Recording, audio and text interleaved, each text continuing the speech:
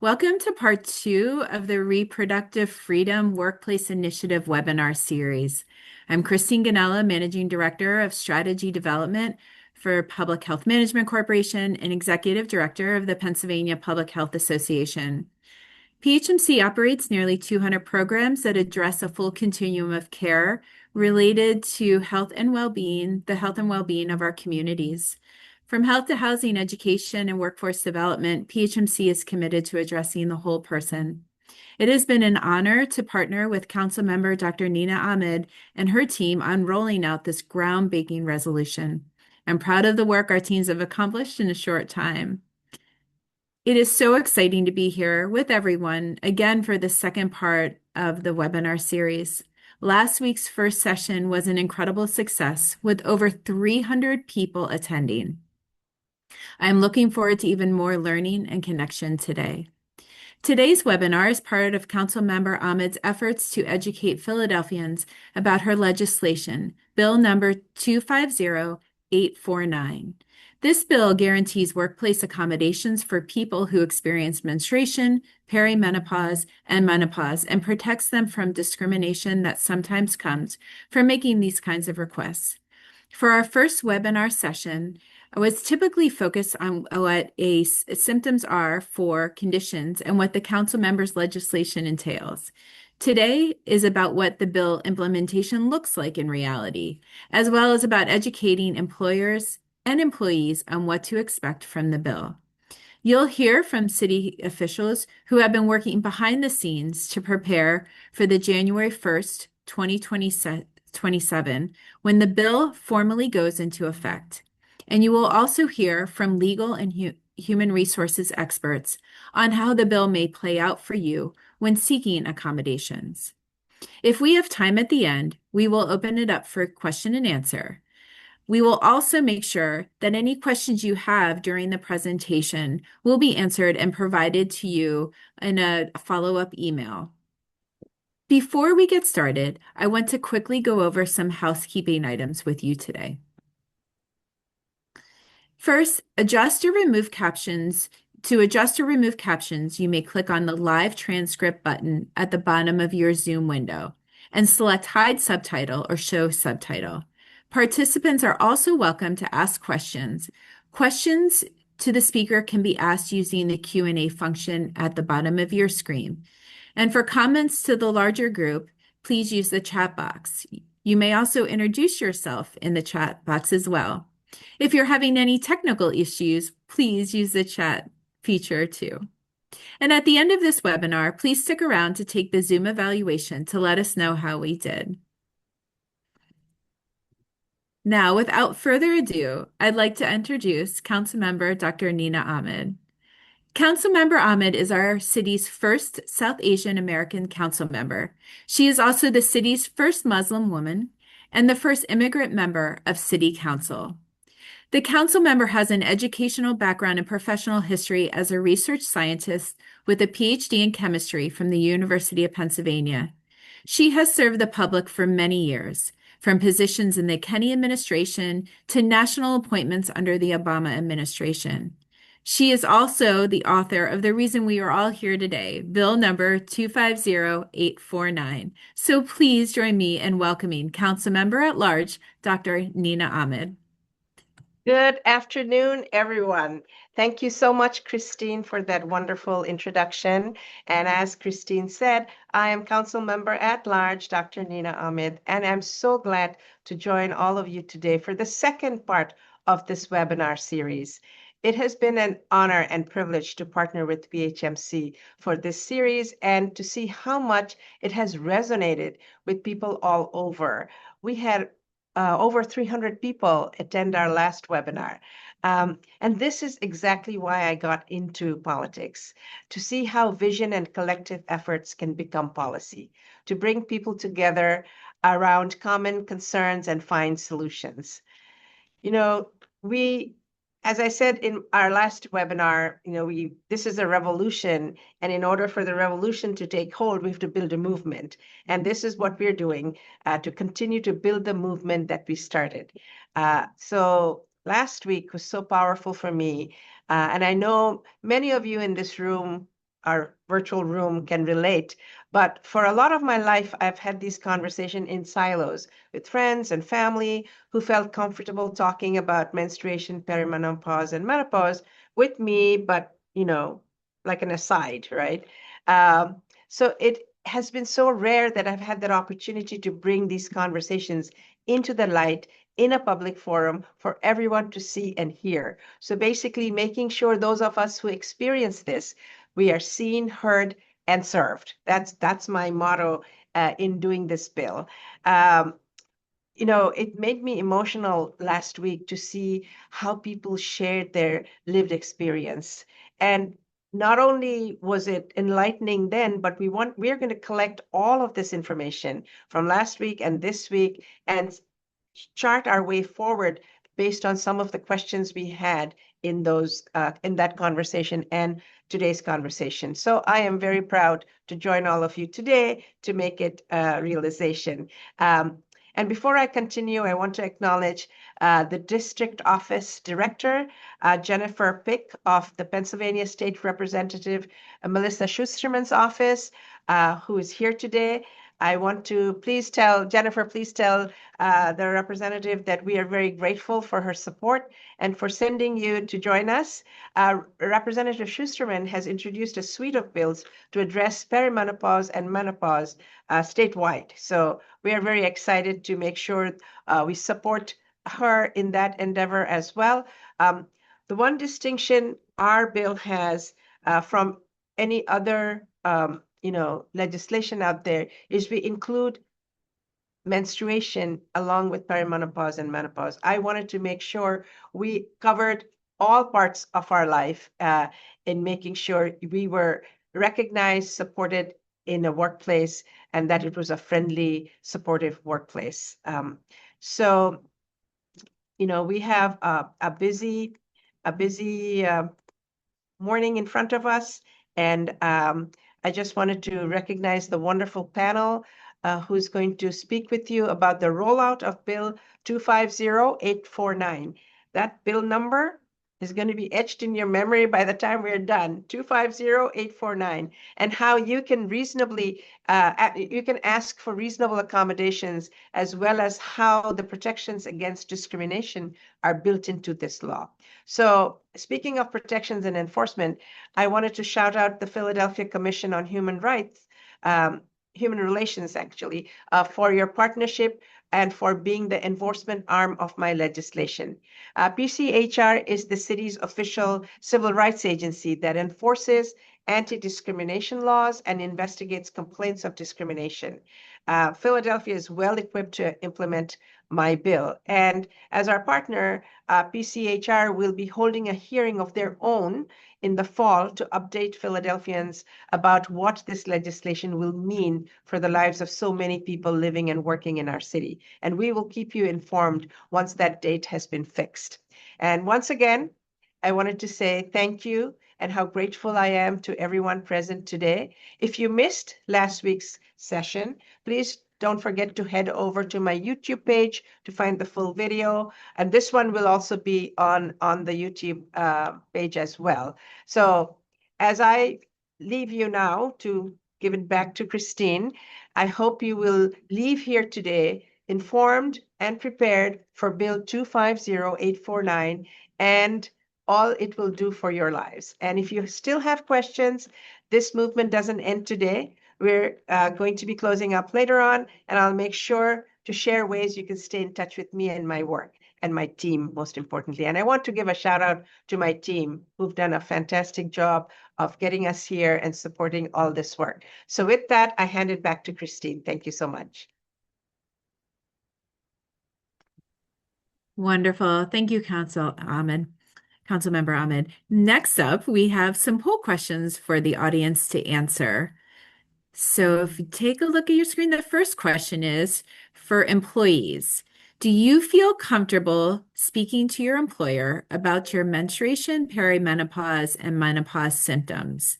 So we'll give you a couple minutes to answer. We know we have 225 people on today's webinar, so really just a fabulous turnout for today's webinar.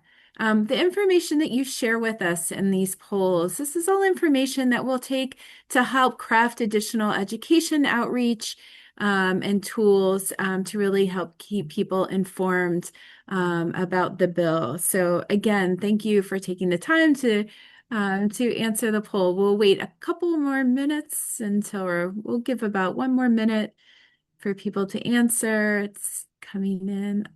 All right. It looks like we have we have some people that are comfortable, which is really wonderful to hear, and then we have people that are not comfortable, and then we have people that are neither, and we prefer rather not to say, which we also appreciate. So the feedback again is just really appreciated, and again really helps to inform us on our outreach and education tools. So thank you.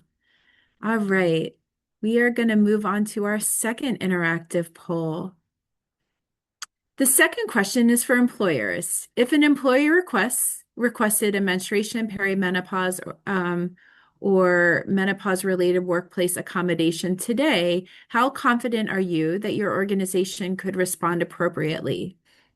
And again, the information that you share with us is really used for additional outreach and education related to the bill. So we're really grateful for you taking the time to complete the information on the poll.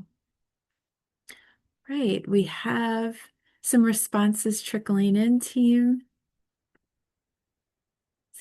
This one is a little more even, at least for now. Somewhat confident, very confident. So we really, on the webinar today, we really have a range, it looks like, from our employers of where their confidence level lies. All right, wonderful. Well, thank you, everyone. Again, we will use this information to help craft additional outreach and education tools. So thank you again for taking the time to share with us. All right. For the next part of our webinar, we are going to just take a moment to have Councilmember Ahmed's legislative team pop on with us to share a brief explanation of Bill 250849. This is really an abbreviated overview of what we provided at last week's webinar. So as Councilmember Ahmed had mentioned, if you want sort of a deeper dive into the bill, please take a moment or please take some time after today's webinar to check out her YouTube channel. And the team will put the link in the chat in case you want to readily access it. So I'm going to turn it over to Julian and the team to give you a little bit of background on the bill. Great. Thank you, Christine, and thank you, Councilmember Ahmed, for your opening remarks. I am Julian, Legislative Director for Councilmember Ahmed. You just heard the Councilmember speak about what this movement has meant to her. So let me take you through how it became law and what it actually says. As you know, Councilmember Ahmed introduced Bill number 250849 last fall. It was referred to the Committee on Public Health and Human Services, which she chairs. At our public hearing, nurses, law professors, and workers came in to testify. They talked about brain fog and hot flashes and about how simple most of the fixes turn out to be. The committee reported the bill favorably, and the council approved it unanimously on November 20th, 2025, and Mayor Parker signed it into law on December 3rd. The law itself is simple and straightforward. It bans discrimination based on menstruation, perimenopause, and menopause in Philadelphia workplaces, and it requires your employer to provide reasonable accommodations when symptoms get in the way of your job. You make the request, and unless it causes the employer undue hardship, they have to work with you. As the council member mentioned in her last seminar, all council members, including men, voted to pass the bill. So we really wanted to normalize this discussion about menopause, menstruation, perimenopause, and menopause. All of that becomes enforceable on January 1st, 2027. The rest of today's program is about what it looks like in practice. So let me hand it over to Nakaja, our policy advisor, and Grace, our legislative assistant, who will take it from here. Thank you, Jillian. Good afternoon. My name is Nakaja Weaver, and I'm Councilmember Ahmed's Policy Advisor, and I will be talking about the reasonable accommodations portion of the law.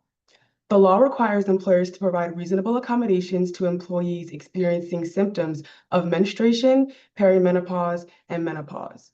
The law covers both physical and cognitive symptoms. Examples of symptoms may include, but are not limited to, hot flashes, headaches, severe pain, abdominal cramping, and brain fog.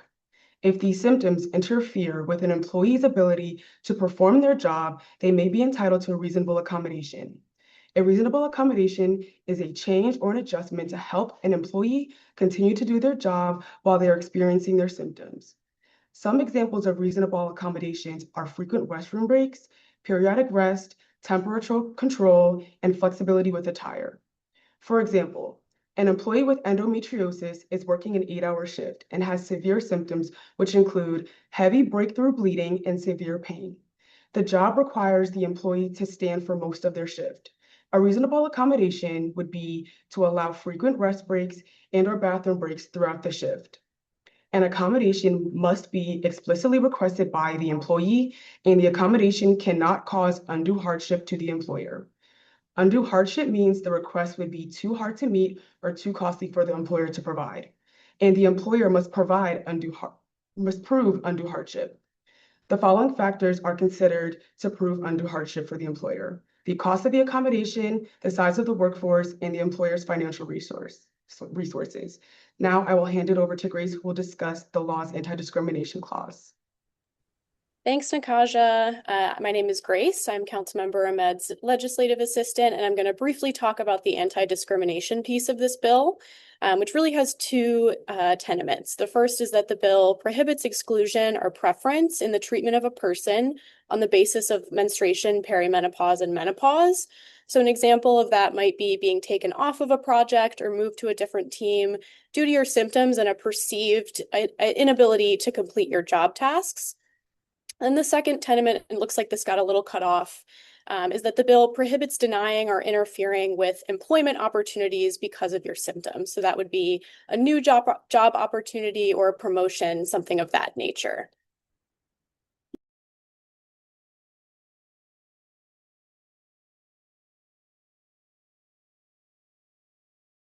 I think we can kick it back over to Christine. Wonderful. Thank you, team. Really appreciate just level setting everyone as we go into our next round of speakers. So thank you. And again, if you would like to have more information on the bill, we will pop in the chat if we haven't already, the link to the YouTube channel from the recording from last week's webinar. This has been a really fabulous team to work with, and our next round of speakers are additionally as fabulous. So I'd like to take a moment to introduce our next speaker. Camille Duchasse is the Chief Administrative Officer, or the CAO, for the City of Philadelphia. In this role, Camille leads efforts to modernize government operations, embed the city's workforce development system across enterprise strategies and initiatives, improve service delivery, and strengthen workplace culture for Philadelphia's largest employer, the city. Prior to being at the CAO, Camille served as Deputy Director for the City of Philadelphia's Department of Labor, and before that, Camille had a notable 28-year career as a Senior Human Resources Executive and Administrator for the Program Review Branch of the U.S. Department of Justice's Federal Bureau of Prisons. So needless to say, Camille brings a wealth of experience to her role, and we are so lucky to have her with us today and to be a part of the City of Philadelphia. So please, let's welcome Chief Administrative Officer Camille Duchasse. Camille? Thank you, Christine. Good afternoon, everyone. Thanks for joining the webinar today to talk about this really important and really needed work. I particularly want to express my gratitude to Councilmember Ahmed and her team for asking me to be a part of this panel. I think it's an important conversation, and I'm honored to have been invited to participate. I want to say that, as the CAO, I have the privilege of leading a portfolio of offices and units and departments that are truly have a citywide impact and enterprise-wide view of our workforce and the infrastructure of the city. Our mission centers on strengthening the systems, protections, and services that shape the employee experience across Philadelphia's government. We focus on the full spectrum of personnel operations, from policy development and training to compliance, optimization, employee engagement, communication, and the innovation and transformation work that pushes our government forward and supports our workforce to the greatest extent possible. For those of you who don't know, those centralized administrative functions include our Office of Human Resources, our Department of Labor, the Procurement Department, Records, the Office of Innovation and Technology, and the Office for People with Disabilities. Together, this team help us ensure that we really are protecting our employees and creating a culture of the city of Philadelphia being an employer of choice. The ability to centralize all of those departments under one portfolio, under one umbrella, creates the synergy necessary to ensure that initiatives like this, where we want to start a revolution. I love the framing and the phrasing, and we want to make sure that the impact is felt as broadly and consistently as possible, that having that under the umbrella of a centralized function like the Office of the CAO is super important. And many of the departments that I've already named that are under this team and this umbrella do so specifically. Just a little bit about me, and you've heard some of it already, because I think it's important when we're having these conversations to understand that we're coming not only with lived experience, we're coming with professional experience, we're coming with personal experiences that impact the way we experience the workplace and influence the workplace. And so, as you heard, I did work for 28 years with the Department of Justice in the Federal Bureau of Prisons, mostly as a human resource administrator. And, that had a lot of HR parts within it, EEO, our equal employment opportunity work, our labor relations work, hiring, our training and development, and of course, compensation, classification, and benefits. And I feel very strongly that experience gives me a great insight into how we can better embed initiatives like this in the everyday work and structure that is created for our employees, particularly here in the city of Philadelphia's government. I also worked for some time within the DOJ in our internal controls branch as a compliance manager and chief. And again, I think that gives me a particular lens through which to look at things like how we implement policy and how we ensure that the intent of the policy is being adhered to universally within the organization. So, like I've said before, these experiences have shaped who I am and how I approach initiatives like this. I think it's particularly important for us to think about the 3 Ps. When we talk about implementation, we are talking about policy, process, and people.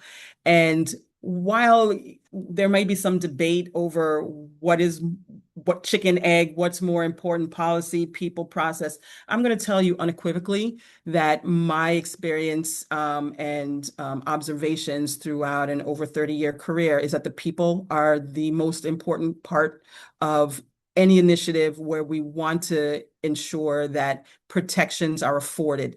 Policies are written all of the time, and they're super important. They give us the guardrails and the paths that we need to follow, the roads we need to stay on, tell us where there's danger when we veer off of those. But if policy by itself allowed for us to operate in the way we intended, we wouldn't be having this conversation right now. So the people are an important piece of this. And as the CAO, the communication of this very important initiative, this new initiative, because it is groundbreaking, that across the city, across the country, there are employee protections, there are protected classes, and sometimes we do have to get granular because we haven't done the job that I think we intended to do to give folks the language, the knowledge, the comfort, the safety to express things that are not operating within their workplace in the way that we intend for them to work. And so having those conversations, making sure that we are continuing the good work of ADA, where the emphasis is on interactive conversations and processes so that there are individualized conversations about what's happening, how it's impacting our employees' ability to take full advantage of work opportunities and be their best selves to the extent possible in the workplace. And so I think it's very important that we center a lot of our energy on communication, not just with our affected constituency group here, but broadly, because this is not an exclusively woman issue. This is an employer issue. This is an issue around how do we make sure that we are putting our employees in a safe and efficient workspace, so that we can have they can have the best experience and be their best version of themselves and deliver responsibly to the services that we intend to deliver to the city of Philadelphia and its residents. So I put people first. As one of the architects of the city's Office of the Employee Ombudsperson, I think it's really important that even in places where there isn't comfort, and just seeing the results of the 2 poll questions that were asked this morning relative to, are you comfortable? I happen to be in the 33% that does feel comfortable, but I recognize that there are 67% of us out there who may not feel comfortable having conversations about menstruation, perimenopause, menopause, or any number of gender-specific ailments that might be impacting the way I show up to work every day. So I think it's very important that as employers, we create those spaces for both those who feel comfortable and those who don't feel comfortable, for those who are educated and those who are not educated on what their protections are. And I'm very proud of the work of the Employee Ombudsperson, which is an office within the CAO. And that is just one of the ways in which I believe employers and the city of Philadelphia specifically is going to continue to partner with offices like Dr. Ahmed's office to better implement protections for all of our workforce. I will say that it's tough. There's nothing that I can shy away from about that. It is tough. We have close to 30,000 person workforce right now in the city of Philadelphia. Over 50% of that workforce are women. And I will say to you that, as many of you know, 80% of our workforce is a workforce that is out and about doing the work that does not give easy access to an office setting, right? And so there are a lot of things that we think about as the city of Philadelphia on how to best implement this initiative. And we look forward to continuing to have conversations, work with all of our partners to include City Council, to make sure that there is an implementation plan that is thoughtful, that centers human beings, centers input from those who are affected and impacted by it, which is everyone, to be clear, right? It's supervisors, it's regardless of gender, and really it is so broadly impactful because at the end of the day, the charge is not to make this an initiative. It's not to make it a project for us to take on. It is something that is integral to how we operate as an organization and should be embedded in our decision making. So I look forward to continued conversations with Dr. Ahmed and her team, as well as the broader leadership team within the city of Philadelphia and our labor partners to best drive implementation of this and to ensure that the systems that are already in place continue to support our workforce. So in closing, and I look forward to the panel and the conversations and questions that we will be going through in the next few minutes, the time that we have left, I will say the city absolutely works better. I think organizations are more effective and function more efficiently when the whole of the organization is given the space and the place to operate in everyone's with everyone's safety, everyone's health in mind. And again, I'm hopeful that legislation like this down the road will not be needed. Because we will have created the spaces and the vocabulary and the language to allow for the human infused supervisory style that I think we all aspire to. So with that, I will turn it back over to Christine. Camille, thank you. That was incredibly inspiring, and just I'm incredibly humbled by your words. Really, I think what a privilege to be a part of the city of Philadelphia and really envision how we center our people at the heart of who we are and the work that we do. And I think it really will, it sort of sets the trajectory for our future, and that is exciting. Christine, can I just say one quick thing? I won't take too much time. I just wanted to say, please make sure, Camille Duchasse, you tell the mayor that we are in this process of intergovernmental collaboration. She loves to talk about that, and we are doing it. And so I'm very proud that there's a citywide approach to this. So thank you so much for your words. Really inspirational to have leadership at the top who really understand that what normalizing this means to a workforce who have been struggling all these, forever till we're done this. And we are the only and first municipality to have both menstruation, perimenopause, and menopause. The only other bill is for menopause and perimenopause. We see the entirety of our lives. So thank you. Thank you. Sorry, Christine, I had to say thank you to Camille and make sure the mayor understands we are following through on intergovernmental cooperation. Yes, Thank you. a really wonderful demonstration. All right, so we are going to pivot before we head into our panel discussion to two more poll questions. So our first poll question is for employers. Again, where would you say your workplace is in its menstruation, perimenopause, and menopause support journey? So if you take a moment to read the responses that you haven't started yet. Preliminary, we are exploring what support is needed. Developing, we are compiling policies and resources. Implemented, we have some policies in place, but there is more work to do. Established, we have a comprehensive policy in place, or other. And again, thank you everyone for taking a couple minutes to complete the poll question.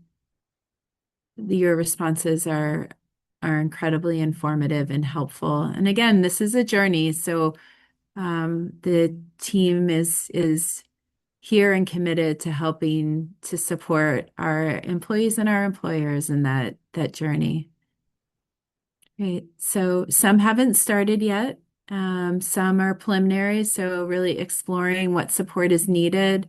We have a couple that are developing and a couple that are implemented. But based on our responses, and we know that this isn't inclusive of everyone, that there are no policies established. So lots of opportunity, council member, for additional work and support. All right, let's go to our next poll question.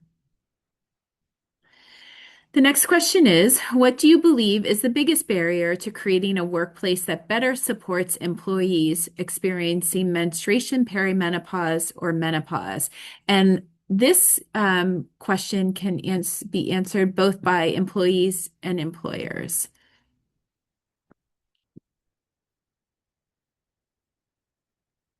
So we have a couple responses coming in. So see, limited knowledge, awareness, lack of leadership, lack of clear workplace policies and guidance.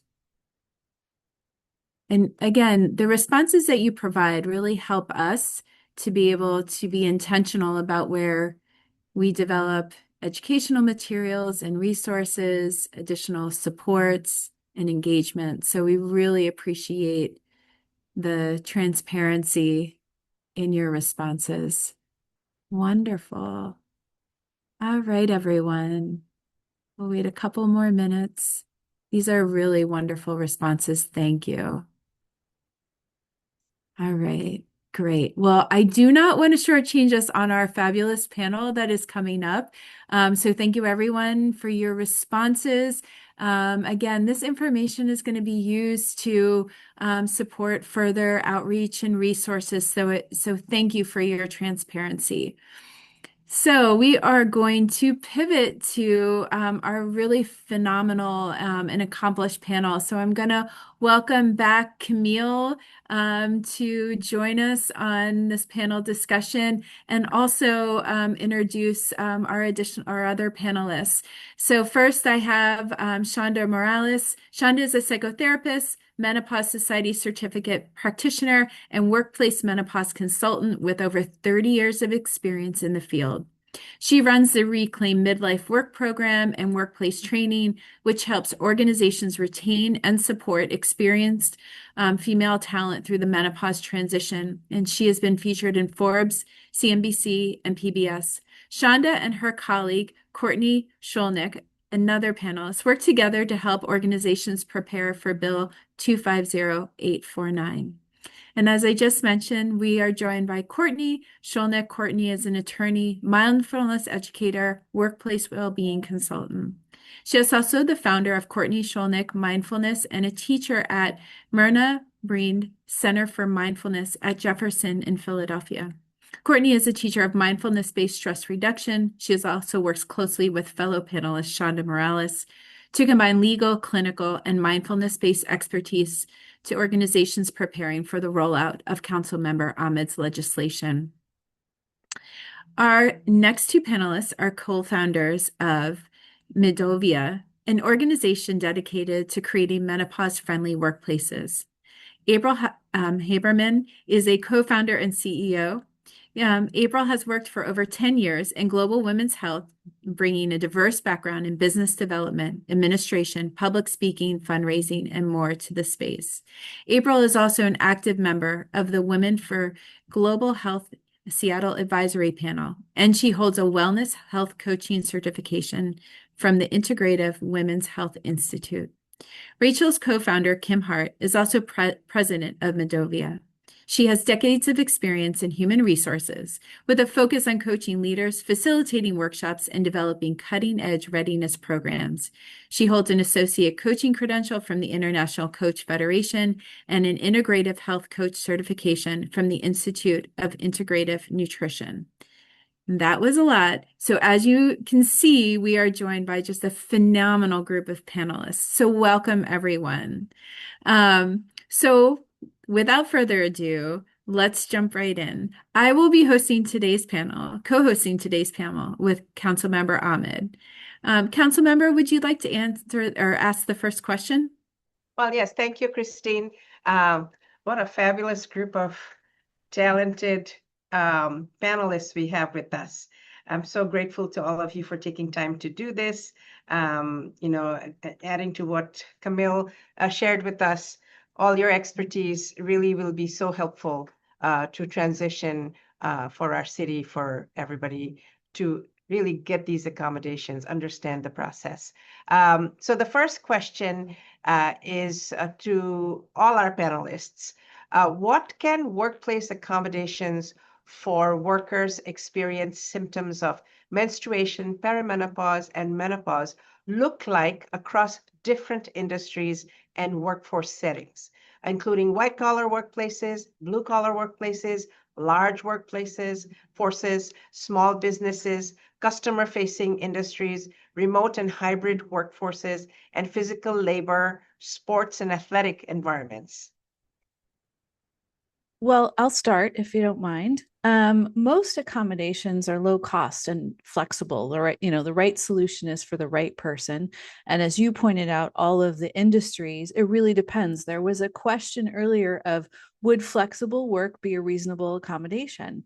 And in some settings, absolutely that would. Office-based jobs, but not for healthcare, not for retail roles. So flexible start and end times may be an option in some of those cases, but there may be not. Um, Access to fans and temperature control, restrooms, access to restrooms. I think that that's pretty easy to figure out, but I know we've done some work with the sheet metal workers and they've just added restrooms to their work sites.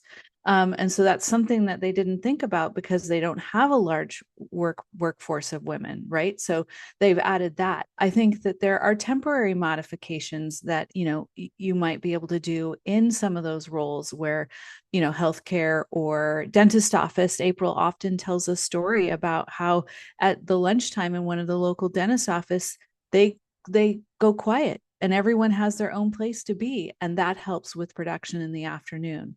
So I would say most accommodations for this time in someone's life is not expensive and doesn't really cause a hardship. But again, it depends on what industry that you're talking about. And I would welcome feedback from the rest of the panelists on that. Yeah, Kim, can I jump in here really quick too? Because this is a really important question, and I'm glad that we led with this because we do have to consider workplace environment when we look at accommodations. And as Kim noted, every work environment is going to look a little bit different. So there is no cookie cutter solution here. But what I will say is that we have worked with thousands of employers in every sector, trade, and size. And in that work, we know that organizations can get creative as well. Kim mentioned it doesn't have to be expensive, it doesn't have to be complex, but we can think outside the box beyond a desk fan, for example. So, we always give the example of one of our global partners that made sure that they had Wi-Fi access in all of their outdoor locations so that employees could take their laptops outside and get fresh air because it was important for those that were experiencing brain fog, hot flashes, for example. Another example is an organization that had delivery drivers. A lot of them were female. We can't allow flexible work environments for those employees. But what they did do is they mapped out all of the public restrooms so that those employees knew where they could stop if they needed to use the restroom. So I would say here, think outside the box and really just take a look at your working environment. What are some solutions that don't have to be extremely, high expense for that line item? And just meet your employees where they are. It really is that simple. Yeah, I love that. I love what you said, April and Kim. And I think to piggyback on that, thinking outside the box, that everyone is that coming with this attitude of not can we provide accommodations, but how do we create accommodations? And so it's that thinking, reframing our line of thinking, and coming together, problem solving, and thinking there's not a special treatment for accommodations, but rather that this is about helping people make these tiny shifts so that they can do their best work. And that makes, everyone happy, the workplace, the employers, the employees. And so it's better for everyone. And then, of course, we know more globally when people are given proper information and education and then can find proper treatment, accommodations aren't needed as much in the workplace, right? They're not as needed, and they're very much more short-lived than they might be otherwise. And so it's, again, we're talking about all of what we're talking about here today. Yeah, and not that I need to add much to what's already been said, but I just want to double down on Shonda's point in that the conversation with the openness to a solution versus going in with a defined solution, right? So having and creating the environment where that conversation can happen, and we can work through, hey, there's a small adjustment that might be needed, and giving the space for just kind of open, it's, I don't want to keep overusing the word safe, but just having the ability to have that conversation and the comfort to have that conversation is an important aspect of being able to realize what is a reasonable accommodation for our workforce. And I'll just sprinkle, I know there's been wonderful responses here, but I think it's really important to remember that accommodations are not a one size fits all, that it has to be a very individualized conversation because one employee may be having similar symptoms to another employee, but really getting back to your point, Camille, we need to be open and really pay attention to the individual who is coming to us at that moment.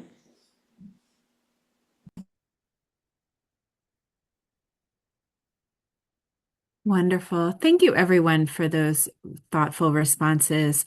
We're going to transition over to our second question for the panel. What should employees know about requesting a workplace accommodation, including when to make the request, how to frame the conversation with their employer?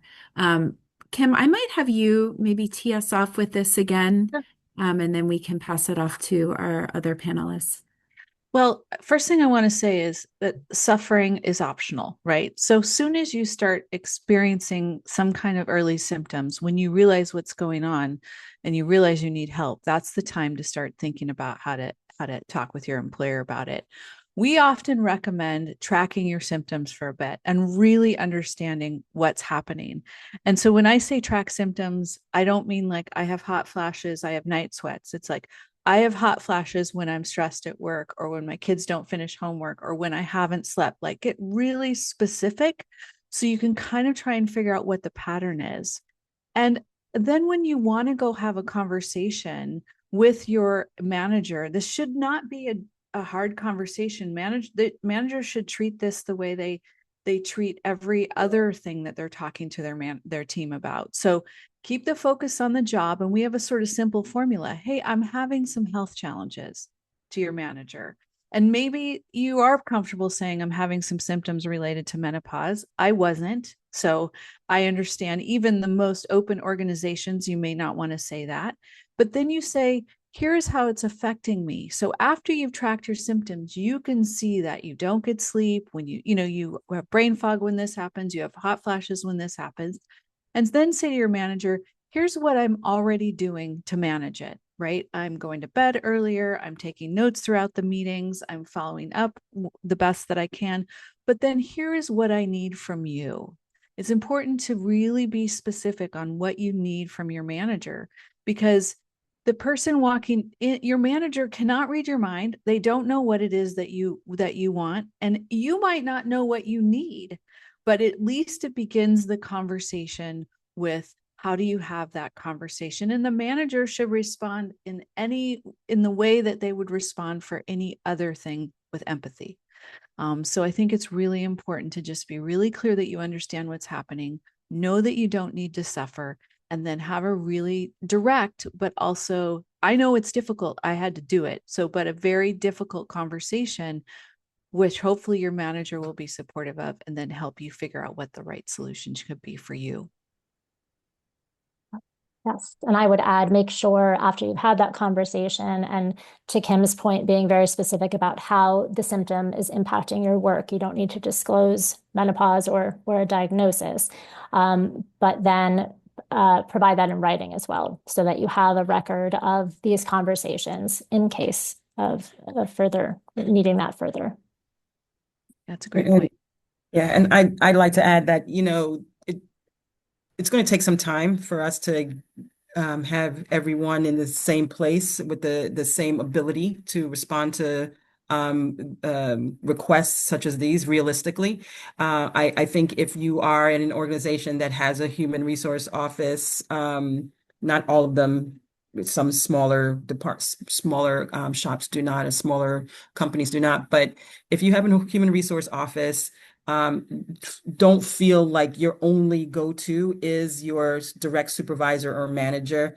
Involve the human resource office. They are generally have more expertise in this space, and can broker difficult conversations or make sure that the conversation is steered and engaged in the way it's supposed to be, and the way it's intended to be, where a manager may not. And so don't want to undermine the importance of, yes, going to the person who has straight line impact on the work day and the work environment, the work assignments, but involving human resources early is, I think, a piece of this that I want to emphasize, make sure that we emphasize. Yeah, I love that point.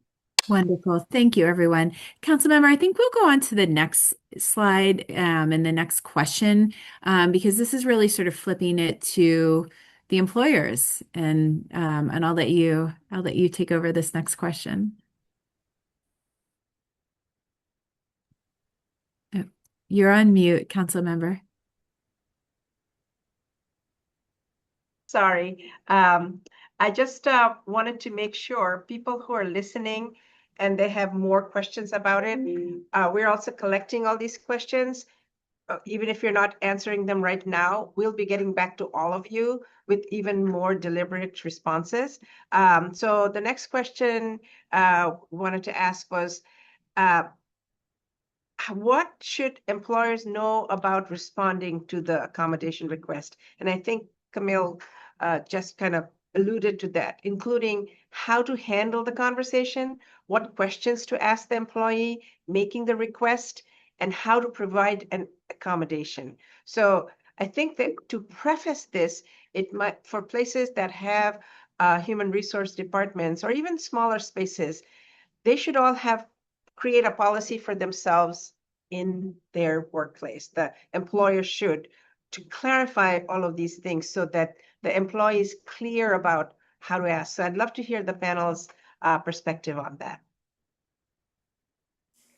I would love to take it a bit broader in terms of an employer. This sort of piggybacks off of what Camille said with the ability to be open, because the word respond is so important from an awareness piece.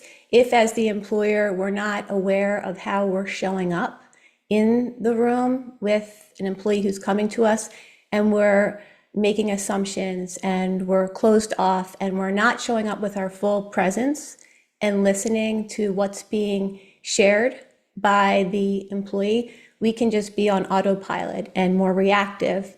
Whereas if we're aware of our presence and how we're showing up, how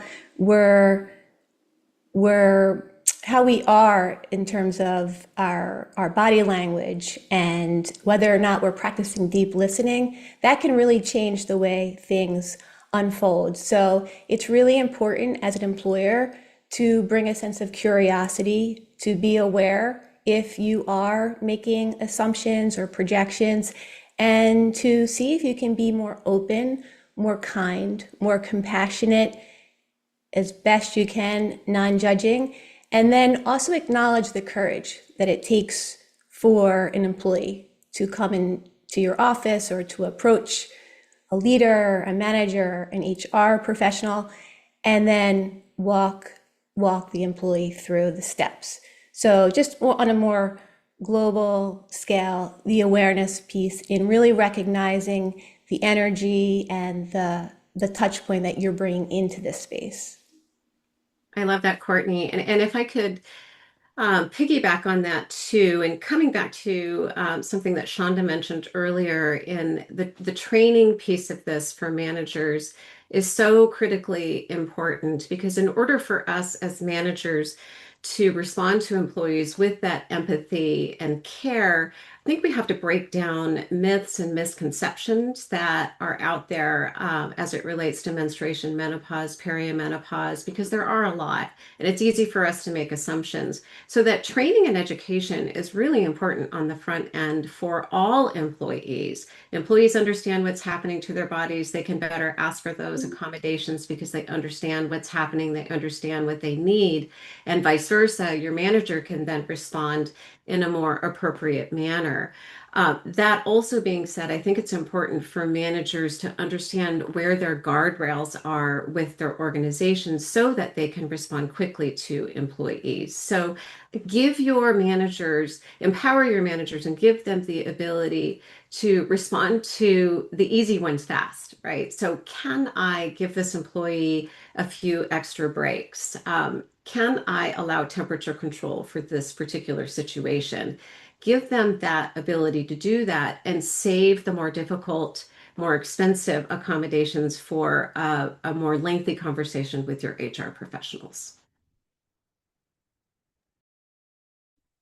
Wonderful. Thank you, everyone, for your responses. And I think, we're going over to the next question, which I feel like the panel has already really touched on around, how to create and foster an environment that's supportive, and then also some accommodation examples for policies and procedures. So I don't know if Courtney, you had anything else that you wanted to add around fostering a supportive environment. I really like, April, your call out that managers, and that really resonated with me early on, that we need to make sure that our managers have the supports and sort of the confidence to be able to navigate these questions. And so I think making sure that those educational tools are available to our staff that are or our managers is really critical. But I'm wondering if anyone, or Courtney, if you had anything you wanted to add to that.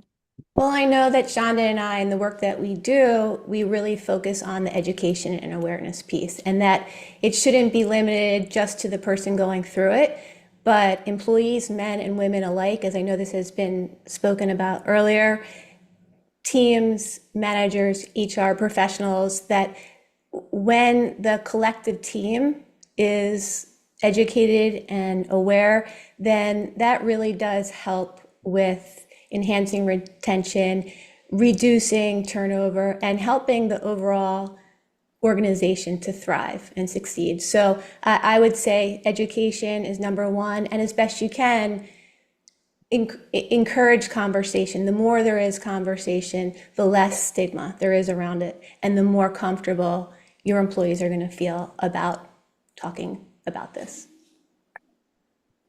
Excuse me, I would add too, more globally, that this policy absolutely matters. And ultimately, it's going to depend on the workplace culture, whether or not employees feel safe enough, psychologically safe enough to speak up, to ask for accommodations. And so it's really crucial. The education piece, everyone is using the language, destigmatizing it, normalizing it, so that it just becomes part of conversation, and it doesn't feel like such a big hurdle for those individual employees, and it's not putting the burden as much on them as well.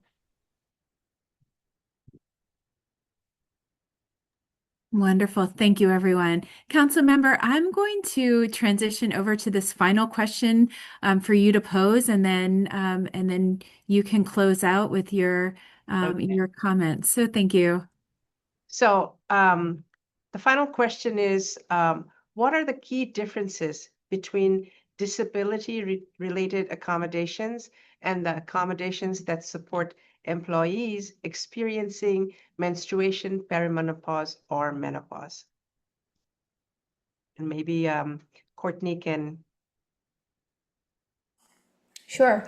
Well, while I'm not an employment lawyer, my understanding is that there's a different analysis under the ADA and the Philadelphia Ordinance, whereas with the ADA, an employee must have a condition that meets the definition of disability. And by way of comparison, under the Philadelphia Ordinance, it identifies menstruation, as you mentioned earlier, perimenopause and menopause as protected statuses. So there's a different standard, and while there can be overlap between the two, they have to be interpreted in a different way. Anybody else would like to respond to this, or we're good? Okay, so time flew by. This sort of wraps up our panel. It seems like we could go on for another whole hour. People are on the lunch break and our panelists have given their time. So I want to thank you all for your very thoughtful answers. And what we're going to do, because of the lack of time, we're going to take all your questions. I know there were some specific ones about healthcare. Somebody had asked about fibroids and young people. We'll make sure we get back with our health experts and give you the correct response. There's some other questions as well. So I want to thank Christine and PHMC for working with us, co-hosting this, for doing all the nitty-gritty work that made this webinar happen. Of course, I want to thank our panelists who took their time, shared their expertise, and really also introduced themselves to Philadelphia and across the, I don't know, there are people from outside of Philadelphia watching this too, and will when they watch the video, the YouTube video of this. To say that Philadelphia is really at the forefront, makes me really proud. We try to make sure Philadelphia is doing many things that make it to be a unique space that is welcoming to everyone. But I wanted to be very much intentional about it being welcoming to our own people who live in Philadelphia, not just people inviting people from the outside. And this kind of workplace accommodation, I feel, begins to answer that and to make sure we, again, as I said, people are seen, heard, and served. This has been a wonderful, operation for us to put together. I wanted to just highlight two things that we wanted to leave you with. One, that we have to give you information on the hearing for the Philadelphia Commission on Human Relations, and we will do that. We will have all your information, so you will get email, not just to you, we'll also post it on social media and share it with our panelists and others who can post it. And then the other piece is, what we want to do after this is, looking at all our questions, we're actually going to go into the community. This were two webinars, and then we're going to have some announced locations where my team and I and others, we're going to, reach out to experts and others who can come with us to actually sit down face to face with people and really have similar kind of, engagements, but face to face. And, when you do it in person and you look into the eye of someone else, it's just a different experience. So we wanted to do both, which is why we did the webinar, the two series, and now we're going to move into that. And for that, please make sure you follow us. You all have our information on Instagram. It's at CMNINAAHMAD.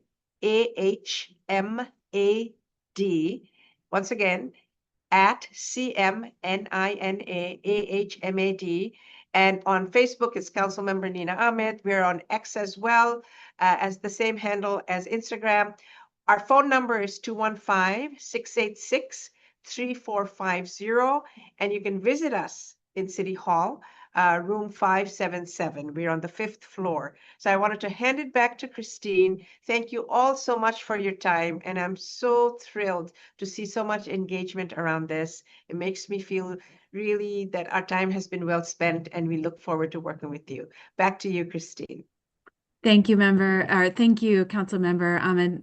What a fabulous panel, what a fabulous presentation. Camille, thank you for your insights. As Councilmember said, this really does make you proud to be working and representing Philadelphia. So thank you again, everyone. As Councilmember said, we will be providing responses to the questions that were provided in the Q&A. There will be a follow-up email that will be sent to all registrants with responses to those questions, as well as a link to the recording and the PowerPoint. So lots of resources coming your way.